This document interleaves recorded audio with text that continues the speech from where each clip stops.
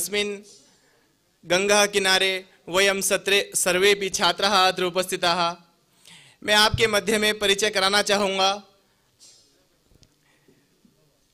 आप स्वामी नित्यानंद जी आज हमारे मध्य में स्वागत है। जोरदार तालियों से सभी छात्र उनका हार्दिक स्वागत, अभिनंदन। आपका आशीर्वाद आज हम सभी छात्रों को यहाँ मिल रहा है। मित्रों, आप स्वामी जी महानिर्वाणी अखाड़े के महामंडलेश्वर हैं। आपके ज्ञान के प्रभाव में आकर, आपकी अपार शक्ति के प्रभाव में आकर आज इस भारतवर्ष में ही नहीं अपितु पूरे संसार में हजारों युवाओं ने अपना जीवन संन्यास ग्रहण कर हम छात्रों को, हम देशभक्तों को, हम सभी युवाओं को दिया है। मित्रों, आप स्वामी जी,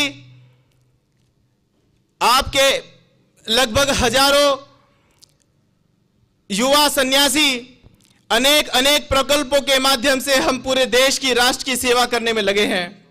मित्रों, एक मैं परिचय कराना चाहूंगा।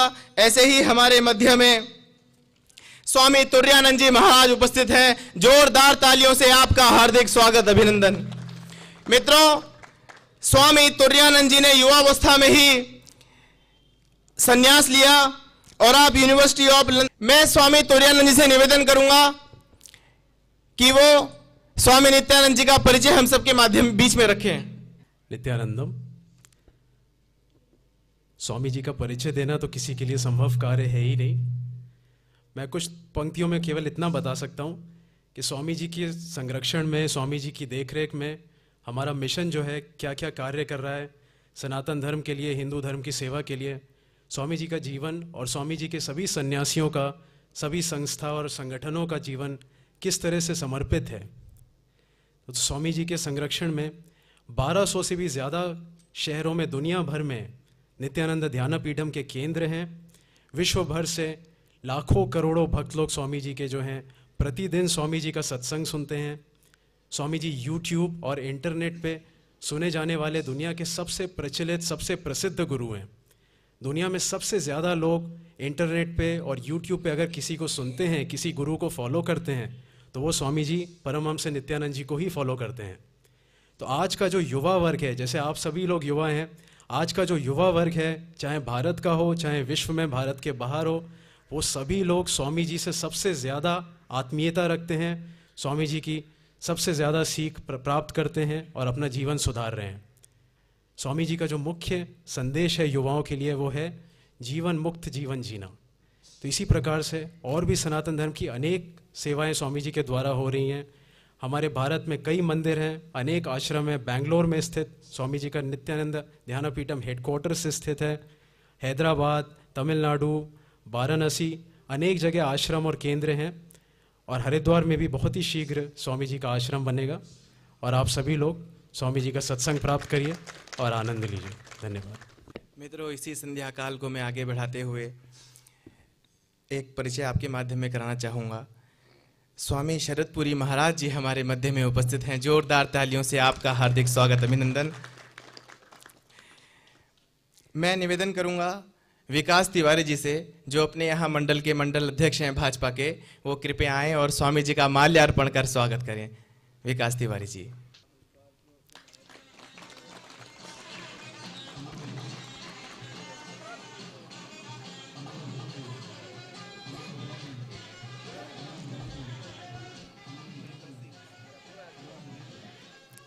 अस्मिन् क्रमे अहम् आह्वानं करोमि।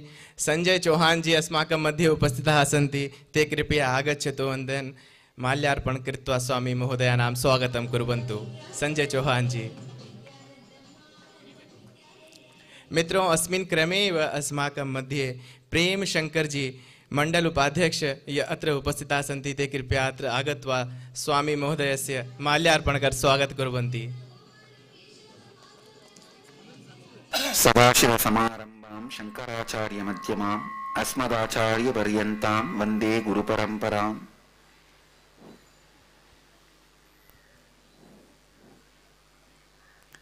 I welcome all of you with my love and respects, all the organizers, ABVP members and Bharatiya Janata Party members and Swamiji Sharadpuri Ji Maharaj and BJP Yuva Morcha, ABVP members, Mangal Dal members, Mr. Anil Nikhil, Mr. Amar Pratap, Shakti, and Sri Yantra Mandir Kotari ji, and Pujari Maharaj, and all the sadhus, and all the youth of Haridwar and youth of India. I welcome all of you with my love and respects. Swami ji सभी लोगों का स्वागत करते हैं, प्रेम और आशीर्वाद के साथ आप सभी का स्वागत है।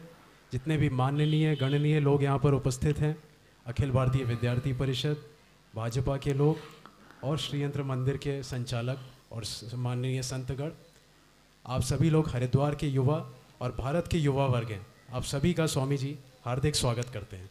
See, we are the youngest country in the world. We are the youngest country in the world. 60% of our population, to be exact, 57% of our population is between 18 to 40. Bharat विश्व का सबसे युवा देश है। आप सभी जानते होंगे कि 60% लोग, अगर एग्जैक्ट नंबर बताएं तो 57% लोग युवा वर्ग के हैं। उम्र 18 साल से लेकर 40 वर्ष के बीच में भारत के 57% लोग हैं। China is not a bigger part of the human resource because all Chinese are old. China, only 22% is young. See, China's population is load on that country, but India's population is strength on this country. तो चीन की जो आबादी है वो चीन के लिए एक बोझ समान है, लेकिन भारत की आबादी भारत के लिए एक मजबूत मिसाल है, मजबूत पिलर के समान है। And one more plus point we are the largest English-speaking youth country. और एक और जो बहुत बड़ी शक्ति भारत के पास है, हम दुनिया में सबसे ज्यादा अंग्रेजी भाषा जानने वाले राष्ट्र हैं। See, I am not supporting English. Knowingly or unknowingly, this has become international language. मैं अंग्रेजी का समर्थन नहीं कर रहा हूँ, लेकिन जानते हुए या ना जानते हुए ऐसा अब तथ्य बन चुका है। अब हम अंग्रेजी जानते हैं। The Indian youth is the most powerful group on the planet Earth. Bharatiya Yuva वर्ग जो है वो विश्व का सबसे ताकतवर युवा वर्ग है। The next, after the 20 years, after 2025, 2030, the world is going to be decided by Indian youth. तो सन 2030 के बाद ये देश है वो सभी निर्भर है कि उनमें जो युवा लोग जो आते हैं बाहर से उनके ऊपर निर्भर है। See, the whole America's 10% of the tax is paid by 1% of we immigrants. पूरे अमेरिका का 10% टैक्स जो आता है वो 1% भारतीय लोग जो वहां जाकर बसे हैं उनके द्वारा आता है। London, 22% of the UK's tax is paid by 2% of Indians who are living there. इसी प्रकार से लंदन यानी कि इंग्लैंड में 22% टैक्स जो वहां आता है वो 2% भारतीय जो वहां बसे हुए हैं उनके द्वारा आता है। One, Western countries are dependent on the immigrants. पहली चीज पाश्चात्य के देश पूरी तरह से जो वहां पे आबादी आती है उन पे निर्धारित है। That is why in the Western countries in politics, our people, Indian youth have started shining. इसीलिए पाश्चात्य देशों की आप राजनीति भी देखो तो वहां पे भी भारतीय युवा वर्ग आगे बढ़कर आ रहा है। Second thing, no country has so much of youth to supply to the whole world. किसी भी दुनिया के राष्ट्र के पास इतना युवा वर्ग नहीं है जो विश्व को दे सके। China doesn't have youngsters to supply to the whole world. China के पास युवा वर्ग नहीं है जो देश को पूरे विश्व को दिया जा सके। So the decision makers of the world is going to be Indian youth. तो पूरे विश्व में जो लोग निर्णय लेने वाले हैं वो भारत के युवा वर्ग के होने वाले हैं। That is why the Western countries are spending $600 billion a year to destroy all of you by brainwashing you through media. इसीलिए जो पाश्चात्य देश हैं वो प्रति वर्ष $600 बिलियन खर्च कर रहे हैं ताकि हम लोग को ब्रेन वॉश किया जा सके और गलत चीजें मीडिया के द्वारा सिखा के बर्बाद किया जा सके।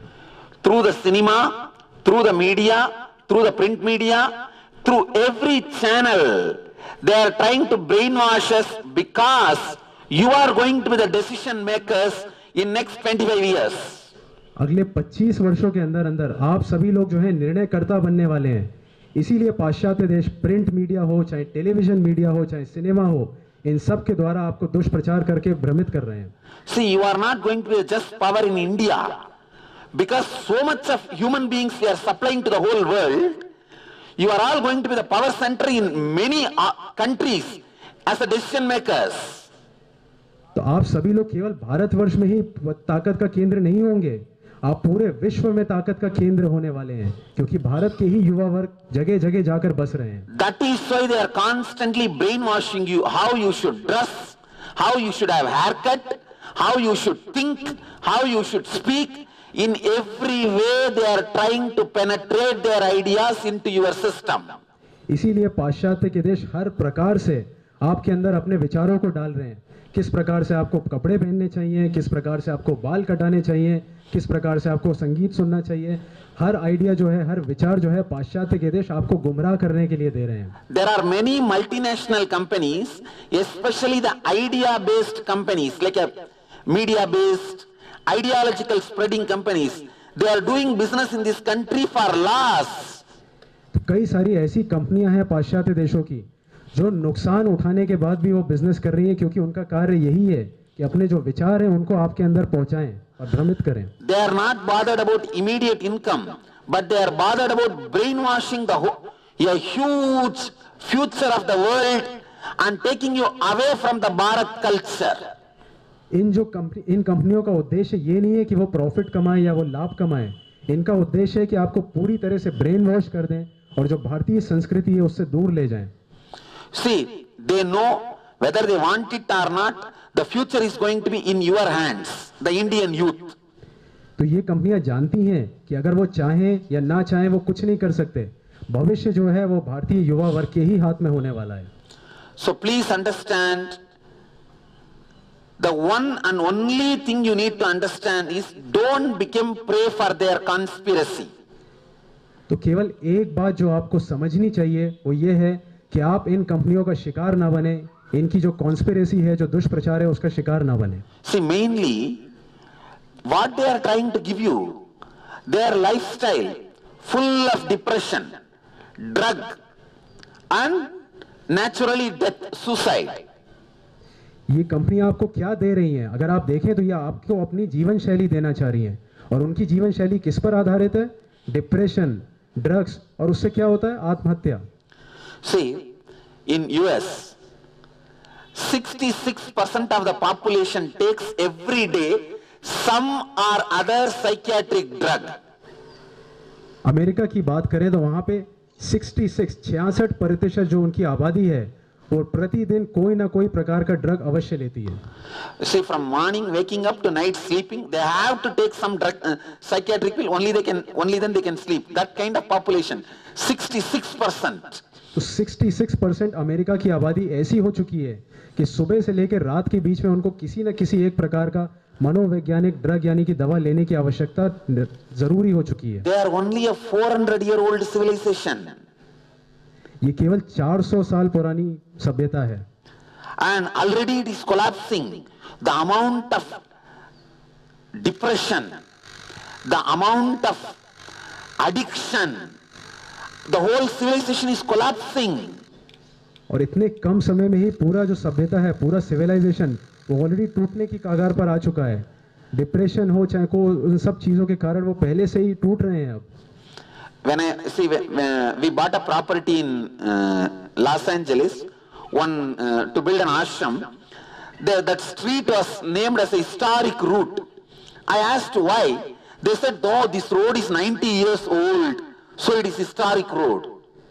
तो हमने लॉस एंजलिस में एक प्रॉपर्टी ली थी आश्रम बनाने के लिए। उस रोड का नाम था हिस्टोरिक रोड। तो स्वामी जी ने जब पूछा कि इस रोड का नाम हिस्टोरिक रोड क्यों है, तो उन्होंने कहा, अरे ये मार्ग जो है 90 साल पुराना है, इसीलिए इसका नाम हिस्टोरिक रोड रखा है। In our India, go to any ashram or any temple, if anything is less than 1,000-year-old, we don't even look at it. और हमारे भारत में एक तरफ आप जाइए, किसी भी आश्रम में जाइए, किसी भी मार्ग पर जाइए, कोई भी चीज 1000 वर्ष से पुरानी हो तो हम दोबारा देखते भी नहीं है। Understand, they are 400-year-old failing civilization. We are 10,000-year-old still alive living civilization. तो ये बात समझिए, अमेरिका जो है 400 साल पुराना टूटता हुआ गिरता हुआ सभ्यता है, जबकि एक तरफ हम 10,000 साल पुरानी जीवित जागृत सभ्यताएं। There are 49 civilizations, 5,000 year old. In that 48 are dead. Only one is alive. That is our civilization, Hindu civilization. विश्व में केवल 49 ऐसी सभ्यताएं हुई हैं जो 5,000 वर्ष से ज्यादा पुरानी हैं। उन 49 में से 48 सभ्यताएं पहले ही से ही नष्ट हो चुकी हैं। केवल एक सभ्यता जो अभी भी जीवित है, अभी भी जागृत है, वो हमारी भारतीय सभ्यता है। See the land you are sitting exactly this Kankal. We know for sure at least last 10,000 years human beings are living here. The Daksha Prajapati's kingdom. At least 10,000 years of record we have, human beings are living here. आज भी जिस भूमि पर आप बैठे हैं, ये कनखल की भूमि, हमारे पास इसके स्पष्ट प्रमाण हैं कि ये कम से कम 10,000 वर्ष प्राचीन जगह है। दक्ष प्रजापति की जो पूरी किंगडम थी, जो पूरा साम्राज्य था, वो इसी जगह पर आधारित था। What can we learn from them? What can they teach to us? हम उनसे क्या सीख सकते हैं? उनके पास है क्या जो हमें वो सिखाएं? So, whatever they are trying to teach us is same. If we learn their mental setup, we will get the same death, drug and depression, 3D.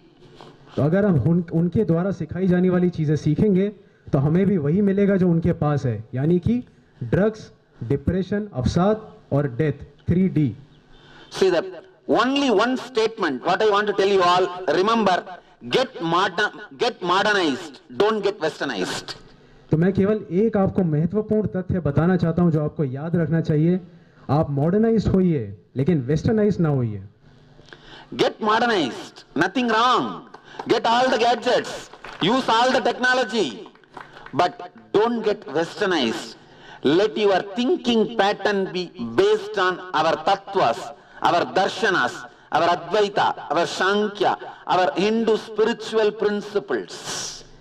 तो मॉडर्नाइज बनने में कोई भी नुकसान नहीं है। आप सारे लेटेस्ट गैजेट्स हैं, टेक्नोलॉजी है, उसका प्रयोग करिए, लेकिन जो आपकी थिंकिंग है, जो आपके विचार हैं, सोचने की शक्ति है, उनको भारतीय शास्त्रों, भारतीय दर्शन, सांख्य और इन सब पर ही आधारित रखिए।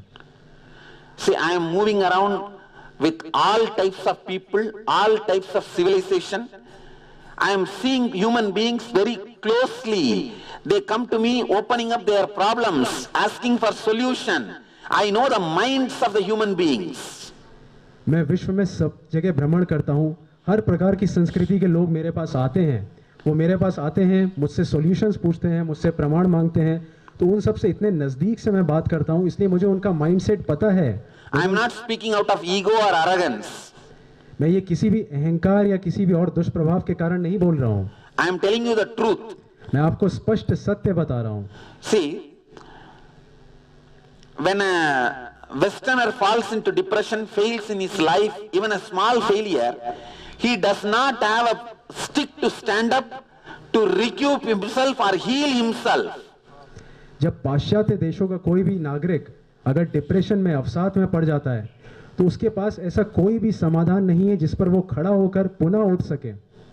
But even our ordinary village farmer, if he fails in some effort in the life or if he falls in depression, he will have something. Oh, Rama is there, Krishna is there, world is Maya, it's okay.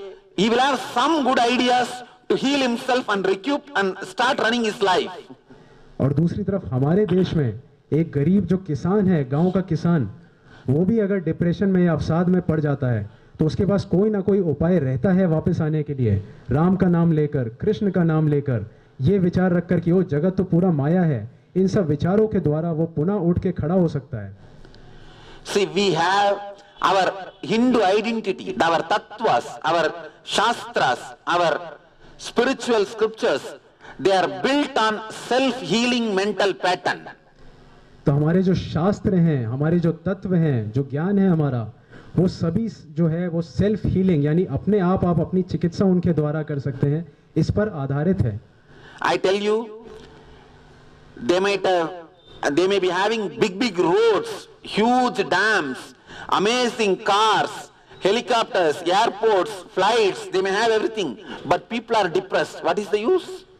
तो मैं आपको बता सकता हूँ कि पाश्चात्य देशों के पास बड़ी बड़ी चीज़ें हो सकती हैं, बड़े बड़े डैम हो सकते हैं, फ्लाइट्स हो सकती हैं, कारें हो सकती हैं, इमारतें हो सकती हैं, लेकिन जो वहाँ के लोग हैं वो सभी डिप्रेशन में हैं, तो उसका क्या लाभ? Recently, in the global recession, 9 out of 10, 90% Americans were depressed about the global recession. In India, 9 out of 10, 90% of Indians did not even know global recession is going on. तो अभी हाल ही में जब फाइनेंशियल रिसेशन हुआ था दुनिया में, तो America में 90% लोग जो हैं वहाँ के वो डिप्रेस थे क्योंकि वहाँ पे रिसेशन चल रहा था। लेकिन भारत में जब पूछा गया तो यहाँ 10 में से 9 लोगों को ये पता ही नहीं था कि रिसेशन है क्या, वो सभी प्रसन्न थे। See, only one thing, don't swallow the poison of Western lifestyle. केवल एक ही बात, जो पाश्चात्य देश हैं उनकी जीवन शैली का जो विष है उसको आप मत निगलिए। If we swallow the lifestyle of the Western lifestyle, depression, addiction and death, these three is only our future. अगर हम पाश्चात्य जीवन शैली को अपना लेते हैं तो केवल 3 ही चीजें हमें प्राप्त होंगी, डिप्रेशन, एडिक्शन और death. Especially the city youth of India, who already swallowed the poison of westernization, they are suffering with all these three. खासकर भारत का युवा वर्ग जो शहरों में रहता है वो पहले से ये जीवन शैली अपनाने लगा है और उनको यही 3 चीजें प्राप्त हो रही हैं। You should know, in the whole India, diagnosed, undiagnosed, recorded, unrecorded, psychiatric disease is only 0.6%, less than 1%. तो आपको पता होना चाहिए कि भारत में जितनी भी साइकियाट्रिक यानी कि मनोवैज्ञानिक जो बीमारियां हैं वो रिकॉर्डेड और अनरिकॉर्डेड सब कुछ मिलाकर केवल 0.6%, 1% से भी कम है। In that 0.6, 0.5 is the modern youth, the city youth. उस 0.6% में से आधा प्रतिशत केवल शहर का युवा वर्ग है। So much of youth suicide is happening in the so-called educated youth, among the educated youth in the cities, because they get educated, get westernized, but do not know how to handle life. तो शहरों का जो युवा वर्ग है वो westernise हो जाते हैं और उसी तरह की जीवन शैली अपना लेते हैं, लेकिन उनको पता नहीं है कि आगे किस तरह से जीना है, और इसी कारण से ही आत्महत्या का जो दर है उनमें इतना अधिक है। See, our Indian mental setup is always based on delayed gratification. When you have a desire, we don't get agitated with the whole desire. We play with the desire, we think, rethink, plan, then go with it. But the westernization is, the moment desire comes, agitation. Come on, run behind it. तो भारतीयों का जो mindset है, जो हमारी विचारधारा है, वो डिलेड ग्रेटिफिकेशन यानी कि आराम से सोच विचार के बाद में निर्णय की है। तो हम जो हमारी इच्छाएं होती हैं उन पे उस समय एजिटेशन नहीं लाते हैं, तुरंत उत्साहित नहीं हो जाते हैं। जबकि पाश्चात्य के जो देश हैं उनमें अगर इच्छाएं जागृत होती हैं तो वो उसी समय एजिटेट हो जाते हैं, वो उनमें अत्यंत उत्साह आ जाता है और इसी कारण से वो डिप्रेशन में चले जाते हैं। See, I am not saying desires are wrong. All I am saying is have enough energy and maturity to handle your desires. मैं ऐसा नहीं कह रहा हूँ कि इच्छा करना गलत है, लेकिन इच्छाओं के साथ में आप में इतनी ऊर्जा होनी चाहिए, इतनी समझ होनी चाहिए कि आप उनको पूरा कर सकें। So essence, what I wanted to tell you all today is, you can get modernized, don't get westernized. आज जो मैं आपको संदेश देना चाहता हूँ उसका सार यही है कि आप सभी लोग मॉडर्नाइज्ड होइए, लेकिन वेस्टर्नाइज्ड मत होइए। So, just like how you study in your life to be an engineer, to be a doctor, to be a lawyer, whatever you want to do in your life, in your profession, how you are studying, same way, to live your life, study at least few months in your life. तो जिस प्रकार से आप अपने कार्य के लिए engineering है या डॉक्टरी है उस तरह की पढ़ाई करते हैं, उसी तरह कम से कम कुछ माह ऐसे रखिए कि जीवन के बारे में भी You study 6 years. To become an engineer, you study 4 years. To become a lawyer, you study 5 years. To live your life, at least study 3 months. तो डॉक्टर बनने के लिए आप 6 वर्ष की पढ़ाई करते हैं, इंजीनियर बनने के लिए 4 वर्ष की पढ़ाई करते हैं, इसी प्रकार लॉयर बनने के लिए पढ़ाई करते हैं 5 वर्ष की। तो कम से कम अपना जीवन किस प्रकार से जीना है, इसके लिए 3 महीने की पढ़ाई आपको भी करनी चाहिए। We are offering a course in our university. We have a university in US.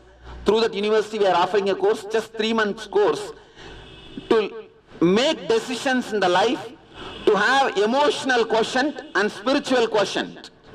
हमारी एक यूनिवर्सिटी है जो यूएस में है, तो उस यूनिवर्सिटी के द्वारा हम एक 3 महीने का कोर्स ऑफर कर रहे हैं युवा वर्ग के लिए और सभी के लिए कि किस प्रकार से जीवन को जीना चाहिए, जीवन में क्या क्या पद्धतियाँ आपके कार्य आएंगी, वो सब सीख सकें आप। For Indians, we are giving the program completely free, including the food, stay, the clothes and the education syllabus and the whole 3 months class. We are giving completely free for Indian youth. Bharatiya Yuva वर्ग के लिए ये course जो है पूरी तरह से निःशुल्क है। उनका रहना, खाना, वस्त्र आदि जितनी भी जिम्मेदारियां हैं वो सारी की सारी निःशुल्क संस्था की तरफ से हैं। See, we are offering this program specially because the Indian youth, they are getting all the resources now in their hand, but they are not knowing how to live their life blissfully. तो हम ये course इसलिए कर रहे हैं क्योंकि आज का जो भारतीय युवा वर्ग है उसके पास सारे संसाधन हैं, सारे रिसोर्सेस हैं, लेकिन उसको ये नहीं पता है कि किस प्रकार अपना जीवन आनंद के साथ बिताया जा सके। This whole 3 months is all about emotional balancing. तो ये 3 महीने पूरे के पूरे इसीलिए कि आप किस तरह अपना इमोशनल बैलेंस रख सकें। Emotional balancing and decision making. Emotional balance और साथ में निर्णय लेने की क्षमता। See, in whatever field you want to excel, you need emotional balance and decision making. तो किसी भी क्षेत्र में अगर आप आगे बढ़ना चाहें तो ये दो आपको चाहिए ही। आप मानसिक रूप से सुदृढ़ हो और निर्णय लेने में सक्षम हो। If you are an Indian citizen, if you show the proof that you are an Indian citizen by voter ID or something, this 3-month course is free for you. तो अगर आप भारत के नागरिक हैं, अगर आपके पास वोटर्स आईडी या कोई भी ऐसा आईडी है जिससे आप दिखा सकें आप भारतीय नागरिक हैं, तो ये कोर्स आपके लिए पूरी तरह से निःशुल्क है। Please use this opportunity to learn emotional balancing and decision making. तो इस अवसर का आप लोग लाभ उठाइए। इमोशनल बैलेंसिंग और निर्णय लेने की क्षमता ये सीखने के लिए। It is completely based on the Hindu Advaita Vedanta. ये कोर्स पूरी तरह से हिंदू अद्वैत सिद्धांत के ऊपर आधारित है। And leadership. और नेतृत्व क्षमता। It is based on the teachings of Swami Vivekananda. इसमें स्वामी विवेकानंद की शिक्षाएं भी हैं। You can become a doctor, engineer or a politician or a leader in any field. This course will teach you how to be a leader successfully. तो आप doctor, engineer, राजनेता कुछ भी बन सकते हैं। इस कोर्स के द्वारा आप सीखेंगे कि किस प्रकार से अपने उस क्षेत्र में आप सफलता प्राप्त करें। Mainly I am working among the Indian youth to raise themselves to a higher state of consciousness and not to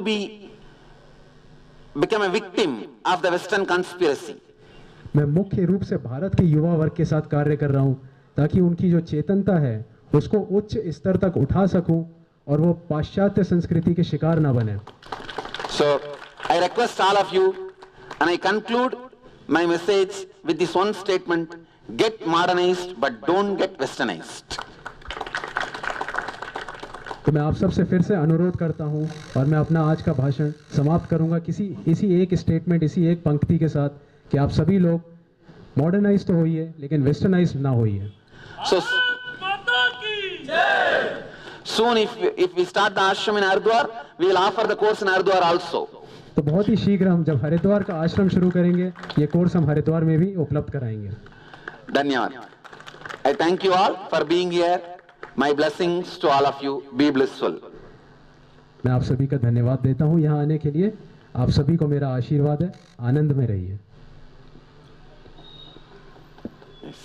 Let you all achieve, experience, live, express, radiate, share and explode in eternal bliss. Nityananda. Nityananda Dhyanapitham, Nityananda Nagar, off Mysore Road, Bidadi, Bengaluru. Phone 08027279999. www.nityananda.org. www.youtube.com/Life Bliss Foundation.